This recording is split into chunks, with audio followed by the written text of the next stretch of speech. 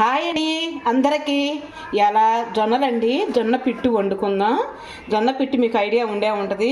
ఎదిగిన పిల్లలకి చాలా మంచిదండి. ఆడపిల్లలకైనా మగ పిల్లలకైనా బాగా నడుము బిగుస్తుంది. మనం చిన్నప్పుడు మనకి అమ్మమ్మ నాయనమ్మలు మనకు పెట్టిందే జొన్న పిట్టు అండి. చాలా బాగుంటుంది. అది ఎలా చేసుకోవాలో ఏంటో లేట్ చేయకుండా వీడియోలోకి వెళ్ళిపోదాము. దానికోసం నేను ఇదిగో ఒక 1/2 లీటరు అంటే ఒక 1/2 లీటరు వాటర్ కాగబెడుతున్నానండి. అవి బాగా తెరలాలి. నీరు తెరుగుతున్నాయి చూసారా. ఇక మనం స్టవ్ ఆపేసుకుందాము. స్టవ్ ఆపుకొని జొన్నలు అయిగోండి. దీంట్లో ఏమన్నా రాళ్ళు కానీ ఏమైనా ఉంటే శుభ్రంగా ఏరేసుకొని నానబోసుకోండి. వేడి వేడి నీళ్ళల్లో గ్లాసు జొన్నలు పోసాను. ఇంకా మూత పెట్టుకొని ఓవర్ నైట్ వదిలేద్దాము. తెల్లారి బాగా నానతయ్యండి. నానాక మీకు చూపించేస్తాను. మూత పెట్టేసి పక్కకు ఉంచుకుందాం. రాత్రి ఓవర్ నైట్ జొన్నలు నానబెట్టుకున్నాం కదండి. పిట్టుకి చూసారా ఎలా నానియో, బాగా నానియ్యి. నీళ్ళు కూడా కలర్ చూసారా ఎలా వచ్చినాయో కలరు. అయ్యో శుభ్రంగా 1కి 4 సార్లు కడుక్కుందాము.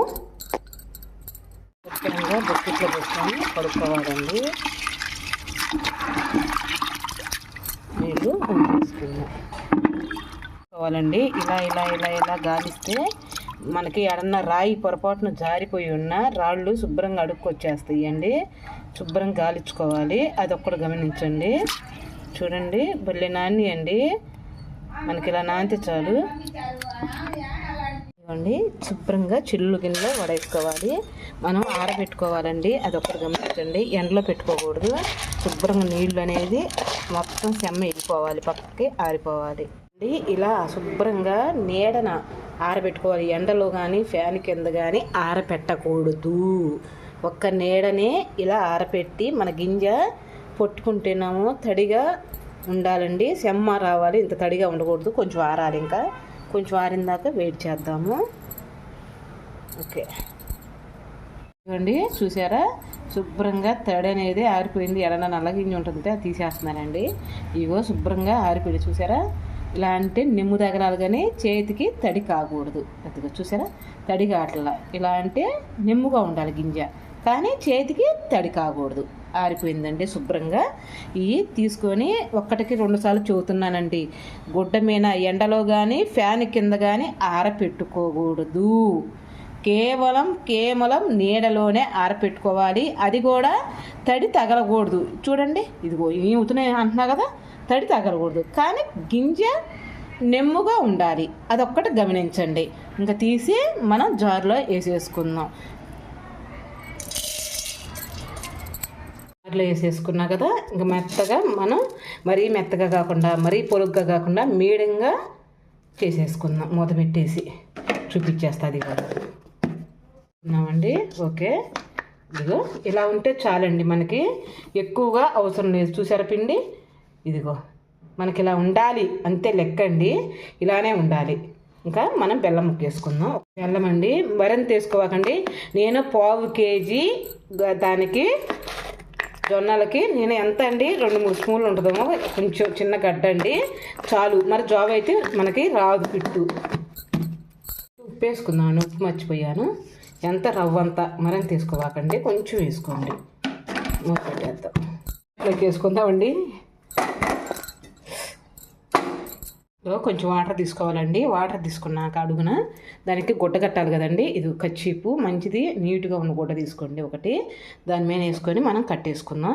బాగా ఇది తడిచేసి గట్టిగా పిండేసానండి గుడ్డ. నెయ్యి వేసుకుందామండి. నెయ్యి పిట్టులో మంచిదండి. నెయ్యి మటుకి అస్సలు వదిలిపెట్టవాకండి. నెయ్యే బాగుంటుంది. నెయ్యి వేసుకోండి. తర్వాత బాగా కలుపుకోండి. బెల్లం మట్టి చెప్పే కదండి. బెల్లం మట్టికి ఎక్కువ వేసుకున్నారంటే అస్సలు మనకి రాదు.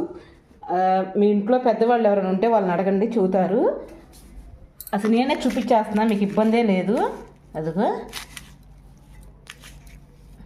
గట్టిగా కలుపుకోవాలి. పొరపాటు నీళ్ళు కానీ ఏమైనా పోసారండో పోయకూడదు, పోయవాకండి. ఓకేనా. మనకి చాలండి. చూసారా అలా వచ్చేసింది. నీళ్ళు పోస్తే జాబ్ అయితే ఉడకదు పిట్టు. అందుకని చెబుతున్నానండి. మరీ చెబుతున్నాను.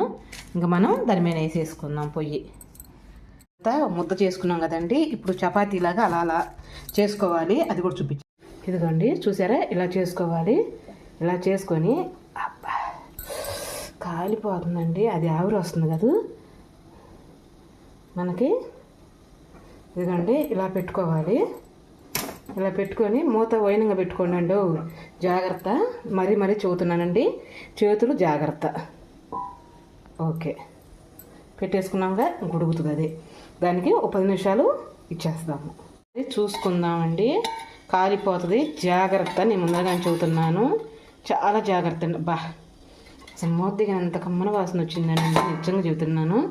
జొన్న పిట్టు కదండి, ఏదైనా పిల్లలకి చాలా చాలా మంచిది.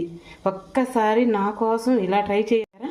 ఆరోగ్యానికి ఎంత మంచిదోనండి. మరీ చూస్తున్నా, ఎదిగిన పిల్లలకి మనం చిన్నప్పుడు మన అమ్మమ్మ నాయనమ్మలు మనకు పెట్టిన పిట్టేను, కొత్తగా చేసేది ఏమీ లేదండి. అదేనండి, అందరు మర్చిపోయారు. దానికోసమే నేను తీసుకొచ్చాను. మళ్ళీ ఇదిగో చూడండి, అసలు లెగిసి వస్తుంది, ఉడికిందండి. మనం స్టవ్ ఆపేసుకుందాం, ప్లేట్లో పెట్టుకుందామండి. ఓటనే కూడా వస్తుంది, మనకి ఇబ్బంది ఏం లేదు. కొద్దిగా చల్లారాలన్నా కదా, కొంచెం చల్లారితే బాగుండేది.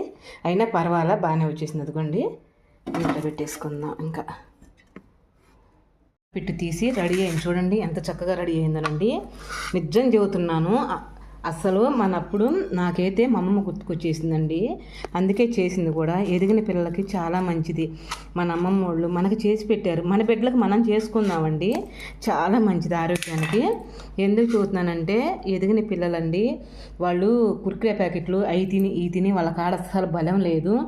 బలం లేక వాళ్ళు ఆడనొప్పి ఏడనొప్పి అని సైడ్, ఇంకా కలజోళ్ళు సైడ్లు వచ్చి చాలా ఇబ్బంది పడుతున్నారు. అలా కాకుండా మన చేతులతో మనం పిట్టు వండుకొని పిల్లలకు పెట్టుకుందామండి. నిజం చెబుతున్నాను, అస్సలు ఎంత బాగుందంటే, మనకి ఆ జొన్నలు, ఆ నెయ్యి, ఆ బెల్లము అసలు ఎంత రుచిగా ఉందండి. బా